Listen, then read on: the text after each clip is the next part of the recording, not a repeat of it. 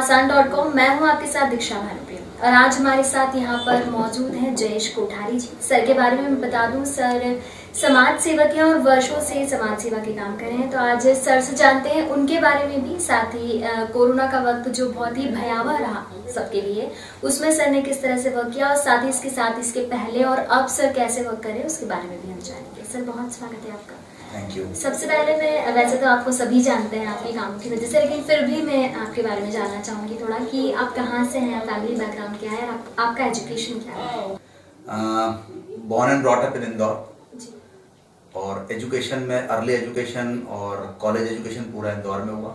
Professional graduate and post graduation Indore से हुआ है, और ज़्यादा कुछ ऐसी पढ़ाई करी नहीं है। स्किल डेवलपमेंट में काफ़ी मेरा इंटरेस्ट रहा, तो मैं स्किल पे बहुत ज़्यादा वर्क करता था। समाज सेवा की और आपका झुकाव कब से हुआ? समाज सेवा की ओर से झुकाव तो ऐसा कुछ खास नहीं रहा, लेकिन मेरे दादा साहब और दादी साहब को देख करके मैं बहुत कुछ सीखा हूँ।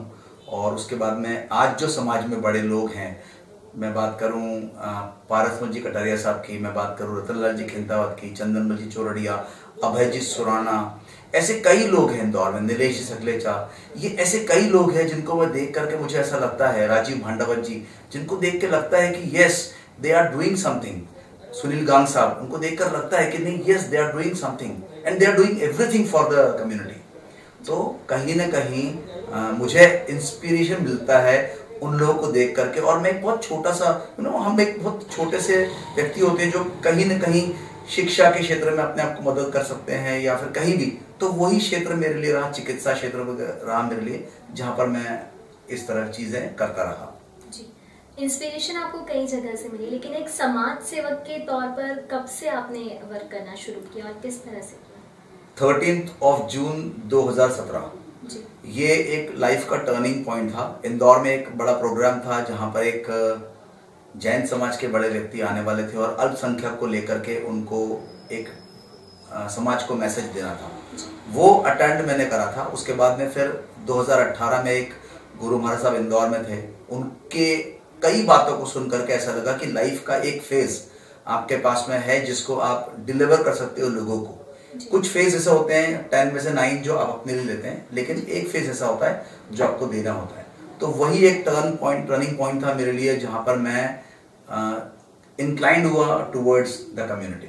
जी, भगवान महावीर डायलिसिस सेवा समिति जो आपने शुरू की, तो किस तरह से इसकी शुरुआत हुई और मोटिव क्या था इसका? It was my dream project actually.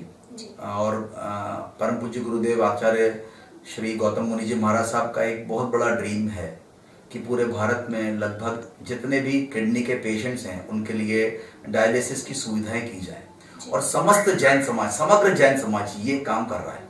मैंने इंदौर में इसको 2018 में चालू करा, और लगभग 200 से अधिक मशीन गुरु महाराज साहब के सानिध्य में लोग लगा चुके हैं। मैं इंदौर में तो अभी जो है 40 मशीन लगी हैं, जो कि इंदौर में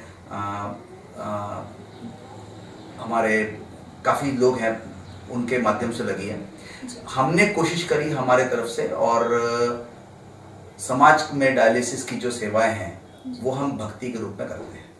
अब तक कितने लोगों को इस समिति के जरिए लाभ मिल चुका है? भगवान महावीर डायलिसिस सेवा समिति जो हमारी है उसके माध्यम से हम लगभग 1500 से अधिक डायलिसिस अभी तक दे चुके हैं, और आगे भी उम्मीद करते हैं कि हम अच्छे से कर सकेंगे कोई काम। जैन इंटेलेक्चुअल सोशल ऑर्गेनाइजेशन जो है, तो इसकी शुरुआत किस तरह से हुई और मोटिव क्या है इसका, किस तरीके से वर्क करते हैं? Jain intellectual social organization basically 2018 में हम एक प्रोजेक्ट पे काम कर रहे थे, जहां पर हमारा उद्देश्य था कि हम जैन समाज के लिए कुछ करेंगे।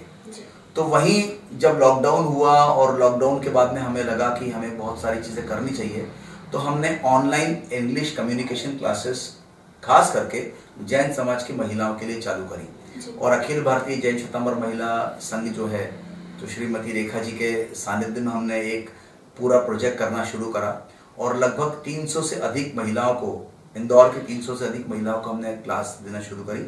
उसके बाद पूरे भारतवर्ष में, बल्कि अब्रॉड भी हम लोग पहुंच चुके हैं, जहां पर हम लोग क्लासेस दे रहे हैं। नेपाल की हमारे पास एक पूरी, काठमांडू की हमारे पास पूरी एक क्लासेस है, बांग्लादेश से हमारे पास लोग हैं। ऐसे कोविड-19 बहुत मुश्किल भरा रहा सभी के लिए, तो इस वक्त में किस तरह से आपने काम किया? सच बात है, कोविड-19 इनफैक्ट हमारे देश के लिए नहीं बल्कि पूरे वर्ल्ड के लिए रहा।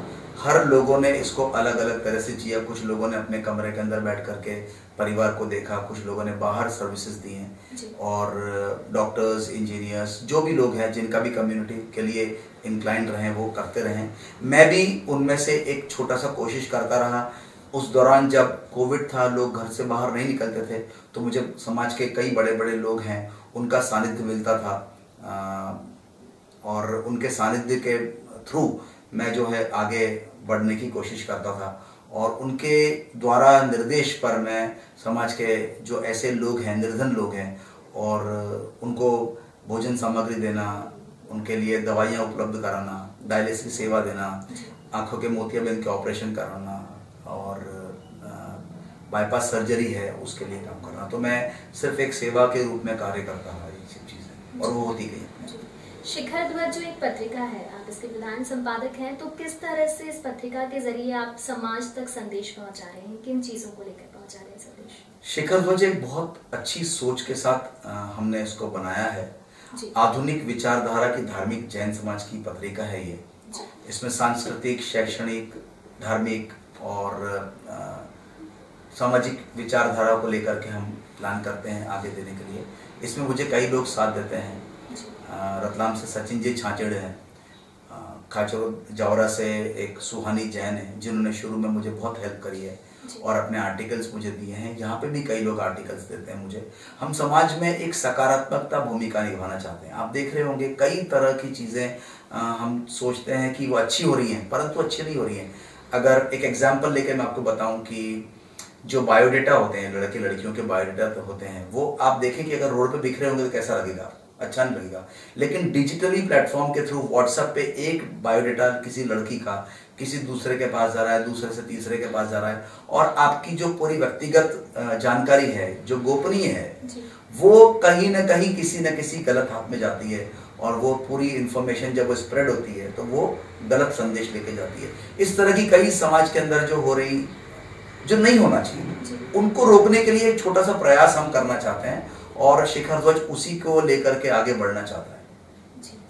कुछ संस्थाओं के बारे में हमने जाना, जैसे आपने हाल ही में शिखर ध्वज के बारे में बताया। इसके अलावा एक सोशल ऑर्गेनाइजेशन, एक डायलिसिस की सुविधा जहाँ से मरीजों को दी जाती है। उसके अलावा किन संस्थाओं के जरिए आप समाज से? मेरा हार्डकोर जो है बेसिकली वो है ट्रेनिंग एंड डेवलपमेंट खास करके। तो मैं सोचता हूँ कि मैं जो भी इंफॉर्मेशन लाना चाहूँ या बताना चाहूँ उसको हम समाज तक या उस रियल ऑडियंस तक हम उसको पहुँचा पाएँ। तो राष्ट्रीय जैन माइनॉरिटी ऑर्गेनाइजेशन है एक, जो जैन समाज के लिए है।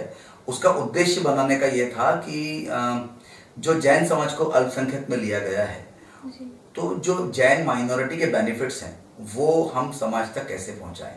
तो एक हमारे यहाँ के स्पीकर हैं मिस्टर विक्रम श्रीमाल हैं, ये काफ़ी अच्छे स्पीकर हैं और माइनॉरिटी पे काफ़ी अच्छा नॉलेज इनका है।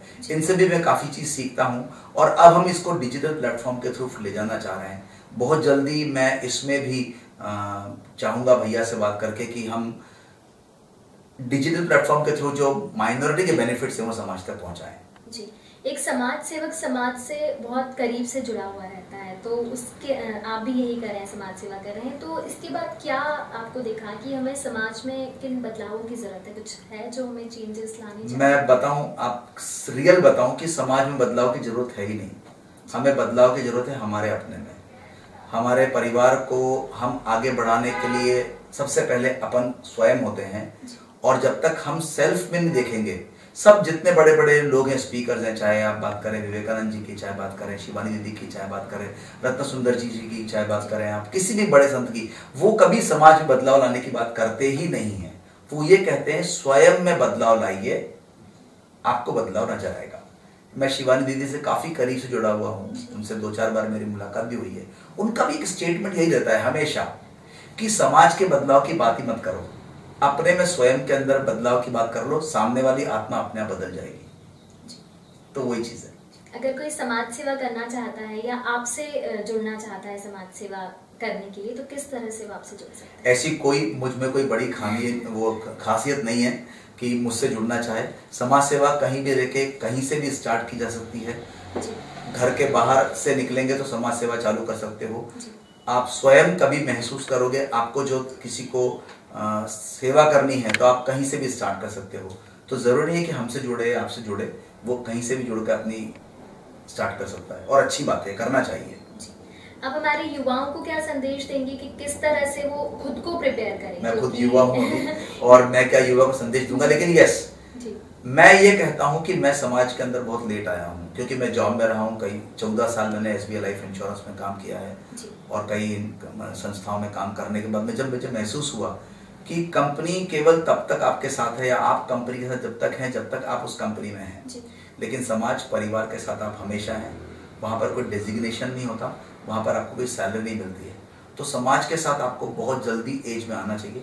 15-16 साल की एज से आप समाज में आए, बड़े लोग क्या कर रहे हैं, उम्र दराज लोग क्या कर रहे हैं, कैसे समाज में रह करके दूसरों की सेवा करते हैं, कैसे अपन धर्म की सेवा करते हैं। धर्म का मतलब ये नहीं कि केवल आप जैन धर्म की बात करें, आप राष्ट्र के अंदर रह रहे हैं, राष्ट्र की सेवा पहले करें, धर्म की सेवा करें, लेकिन ऐसे अपने आप को आगे बढ़ाएं। और वही एक ऐसा सेगमेंट है जो आपको एक लर्निंग फेज देगा। और आप जब प्रौढ़ अवस्था में आ जाते हैं, 40-42 साल के आसपास आते हैं, तो आपको ऐसा लगता है यस आई डिड समथिंग। कई लोग ऐसे होते हैं जो 40-42 साल का, अब मैं 60 साल का हो जाऊंगा तब चालू करूंगा। सो ये कोई एज नहीं होती है, आप कभी भी अपनी लाइफ में स्टार्ट कर सकते हैं समाज सेवा। उसके लिए कोई एग्जाम्पल की जरूरत नहीं होती है। जयेश सर ने हमें कई सारी बातें बताई, किस तरह से उन्होंने समाज सेवा में अपने शुरुआत की समाज सेवा करने की, और साथ ही युवाओं के लिए सर ने एक संदेश दिया है कि पहली बात तो कोई उम्र नहीं होती है समाज सेवा करने की, लेकिन अगर हम जल्दी से जल्दी अपने समाज से जुड़ेंगे, अपने परिवार से जुड़ेंगे, तो वो शायद हमारे लिए और हमारे समाज के लिए भी बेहतर होगा। क्योंकि अगर हम जॉब में लग जाते हैं या कुछ करने लगते हैं, वो करना भी ज़रूरी है, बट साथ ही समाज से जुड़े रहना भी ज़रूरी है ताकि हम कुछ ना कुछ कर सकें। Thank you so much, sir. Subscribe our channel and press the bell icon for more updates.